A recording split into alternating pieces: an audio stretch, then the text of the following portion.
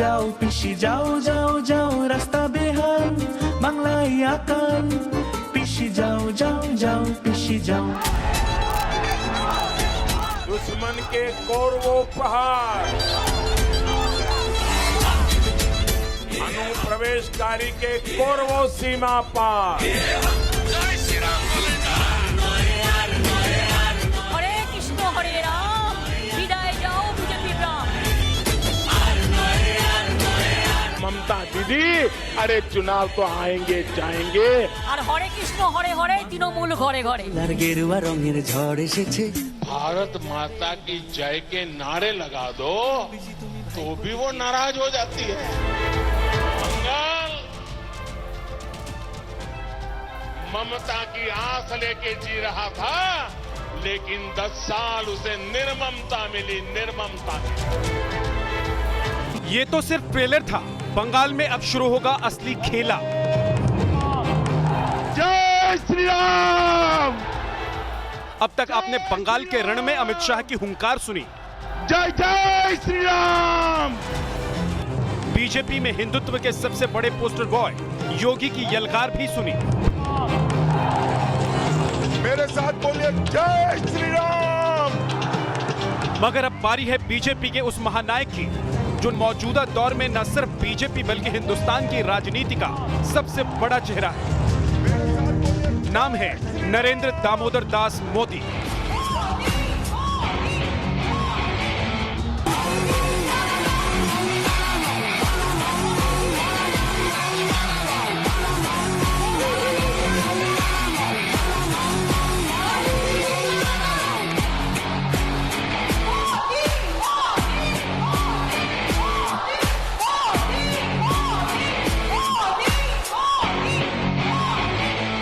बंगाल की चुनावी फिजा बदलने वाली है। मिशन 200 प्लस के सपने को साकार करने खुद बीजेपी का सबसे बड़ा चेहरा जंग मैदान में उतर रहा है, वो भी फुल फॉर्म में। अच्छा, दो लोगों का ही है इस पर चेहरा, मोदी जी और अमित शाह, और बाकी जी हमारे भाजपा के भगवान है। उसको तो भगवान का भगवान मानते हैं हम लोग। जो इंस्ट्रक्शन देंगे वो इंस्ट्रक्शन तो मान के हम लोग 2021 चुनाव लड़ेंगे बंगाल में। का धरती में मोदी जी का पूरा फूल खिलाएंगे, कमल फूल खिलाएंगे। रैली कितनी बड़ी होने जा रही है? ऐतिहासिक रैली होगी। मोदी जी आ रहा है, इसमें कोई बात ही नहीं। वर्ल्ड फेमस लीडर है, one of the best leader in world. India नहीं, वर्ल्ड में मानता है। ये तस्वीरें कोलकाता के ब्रिगेड मैदान की हैं, जहां लेफ्ट और कांग्रेस की रैली में उमड़े अपार जनसैलाब ने ममता की नींद उड़ा दी थी। अब 7 मार्च को मोदी यहीं से चुनावी शंखनाद करने वाले हैं। मोदी की इस मेगा रैली को ऐतिहासिक बनाने के लिए बीजेपी ने पूरा जोर लगा दिया है। कोलकाता का ऐतिहासिक ब्रिगेड मैदान, यहाँ होने वाली रैलियां न सिर्फ कोलकाता बल्कि पूरे बंगाल के राजनीतिक परिदृश्य को प्रभावित करती रही हैं और यहाँ से उठने वाले मैसेज ने बंगाल की राजनीति में कई बार बदलाव किए हैं। इसकी तैयारियां बड़े जोरों शोरों से हैं क्योंकि ये माना जा रहा है ये रैली अभी तक की सबसे बड़ी रैली होगी, विशाल रैली होगी। ब्रिगेड मैदान से प्रधानमंत्री जो संदेश देंगे उससे बीजेपी बंगाल में अपनी रणनीति को एक नई दिशा देगी। बीजेपी को उम्मीद है कि सियासत का जादूगर जब आएगा तो विरोधियों का खेला कर जाएगा। मोदी की मेगा रैली को लेकर उत्साह किस कदर है, उसे भी सुनिए।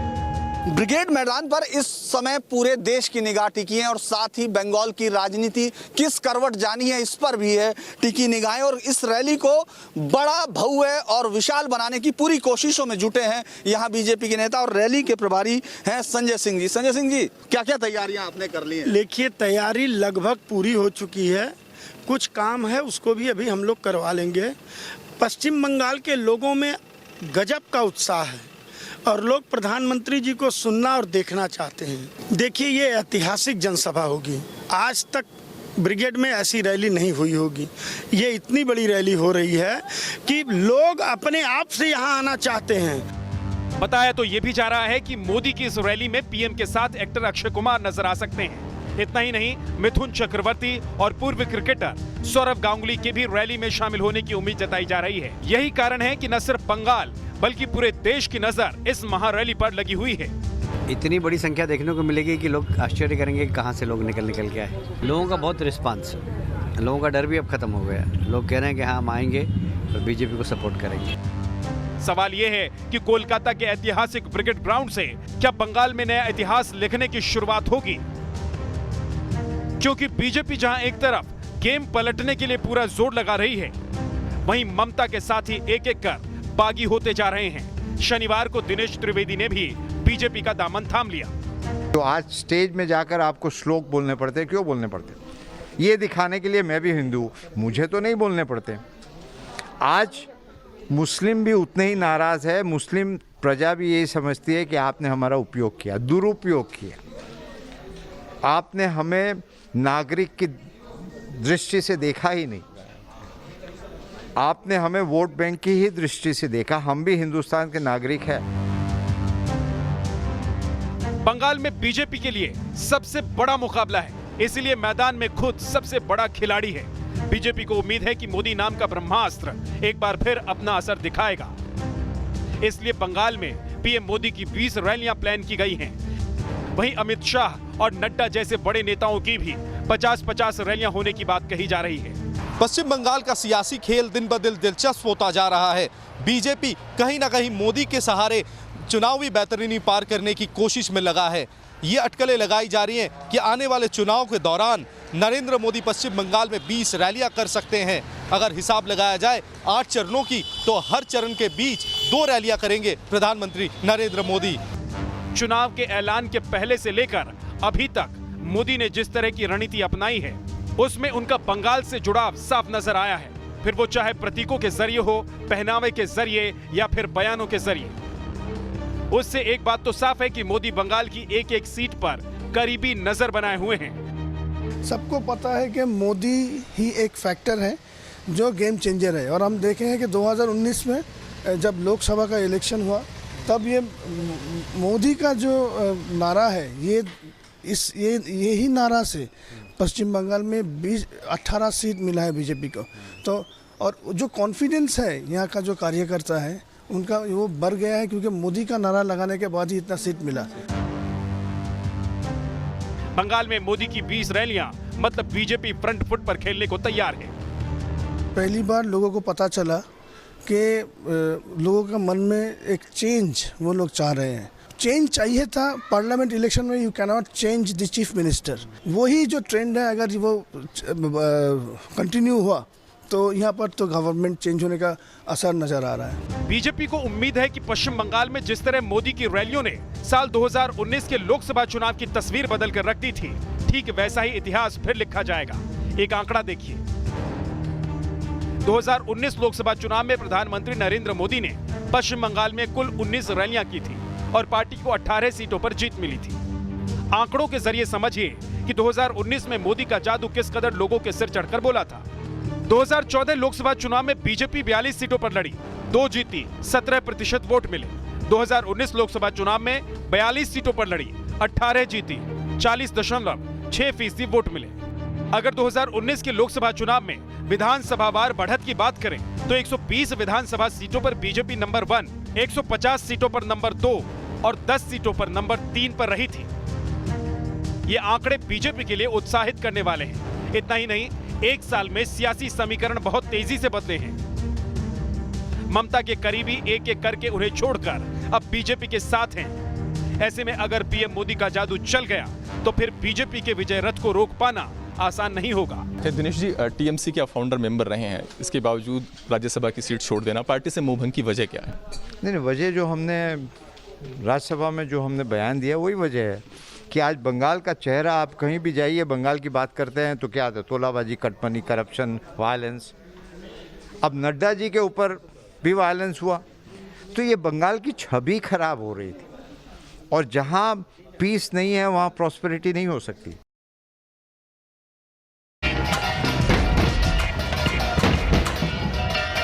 बंगाल को लेकर पीएम मोदी का विजन क्या है, इसे इस बात से समझिए कि 27 मार्च को जिस दिन बंगाल में पहले दौर की वोटिंग है, उसी दिन मोदी बांग्लादेश यात्रा पर होंगे, जहां वो मतुआ समुदाय के लोगों के बीच मौजूद रहेंगे। पीएम मोदी मतुआ समुदाय के धर्मगुरु हरीश चंद्र ठाकुर की जन्मस्थली और इस समुदाय के तीर्थ स्थल पर भी जा सकते हैं।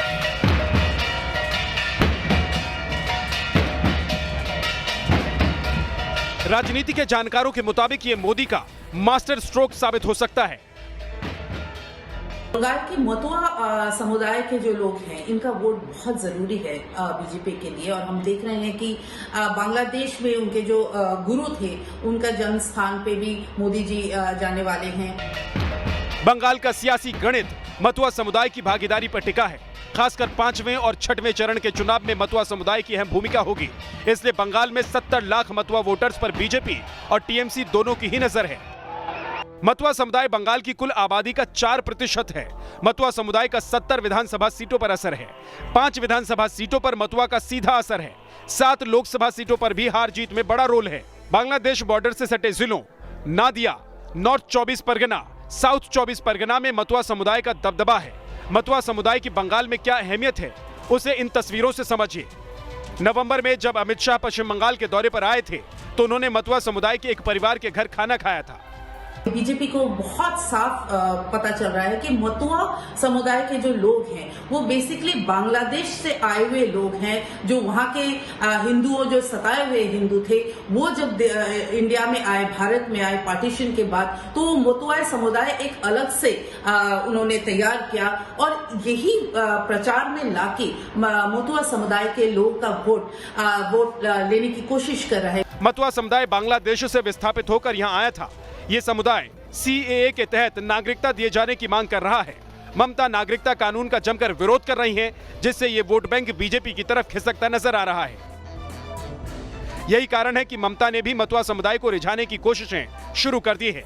ममता ने 25,000 शरणार्थी परिवारों को भूमि के अधिकार प्रदान किए हैं, जबकि मतुआ विकास बोर्ड के लिए 10 करोड़ रुपए आवंटित किए हैं।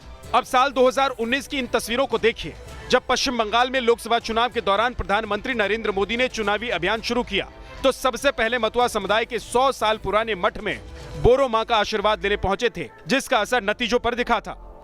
दरअसल ये तस्वीरें मोदी की दूरदर्शी सोच को दिखाती है और इस बार भी मोदी इसी रणनीति पर काम कर रहे हैं। मोदी का नाम कितना बड़ा है और उसका असर कैसे दिखता रहा है, ये 2014 से अब तक करीब करीब हर चुनाव में साबित होता आया है।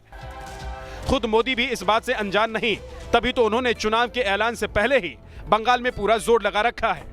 24 दिसंबर को पीएम मोदी ने शांति निकेतन में विश्व भारती यूनिवर्सिटी के शताब्दी समारोह को संबोधित किया था।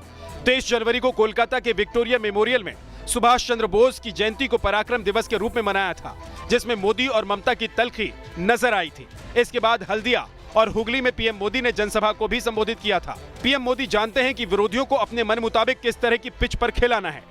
इन रैलियों में भी मोदी ने एक एक करके दीदी की कमजोर नस दबाई थी। आज यही राजनीति बंगाल में लोगों को मां दुर्गा की पूजा से रोकती है, उनके विसर्जन से रोकती है। बंगाल के लोग वोट बैंक की राजनीति के लिए अपनी संस्कृति का अपमान करने वाले ऐसे लोगों को कभी माफ नहीं करें। बंगाल चुनाव को लेकर पीएम मोदी दूरदर्शिता से बेहद सधी हुई रणनीति पर काम कर रहे हैं। एक तरफ उनकी लंबी सफेद दाढ़ी और रविंद्रनाथ टैगोर जैसे लुक की चर्चा है, तो अधिकांश मौकों पर वो कुर्ता और शॉल के साथ बंगाली परिधान में नजर आते हैं। बीते कई महीनों से मोदी प्रतीकों और परिधानों के जरिए खुद को बंगाल से जुड़े हुए हैं।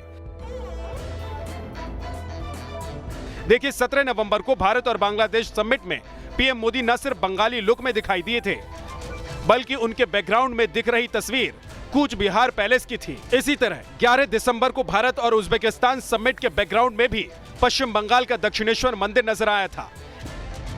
ये भी कहा जा रहा है कि मोदी जी ने जैसे अपनी दाढ़ी बढ़ाई है लॉकडाउन में, वो रविंद्रनाथ टैगोर जैसा देखना चाह रहे हैं। ऐसी बातें भी आ रही है, पर ये बात सच है कि नरेंद्र मोदी जी अपने भाषण में बंगाल से बंगाल के लोगों को जोड़ने की जो कोशिश कर रहे हैं बार बार, वो एकदम स्पष्ट हो रहा है कि हर उनके भाषण में हम देख रहे हैं, कभी वो बंगाल के पुराने इतिहास की बात कर रहे हैं, तो कभी विवेकानंद की बात कर रहे हैं। इसी वजह से चाहे वो ये प्रूव करना चाह रहे हैं कि बीजेपी बंगाल के लिए कोई बाहर से आई हुई पार्टी नहीं है।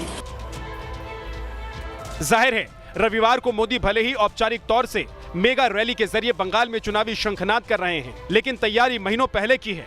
खबर है कि बीजेपी ने अपना जो आंतरिक सर्वे कराया है उसमें पार्टी बहुमत से 20 से 25 सीटों की दूरी पर है।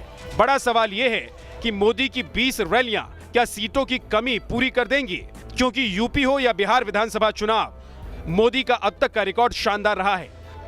मोदी ने रातों रात सियासी फिजा बदली है और नामुमकिन को मुमकिन कर दिखाया है। आज पश्चिम बंगाल के कोने कोने से आवाज आ रही है, आर नय अन्याय, आर नय अन्याय, আমরা আসল परिवर्तन चाहिए।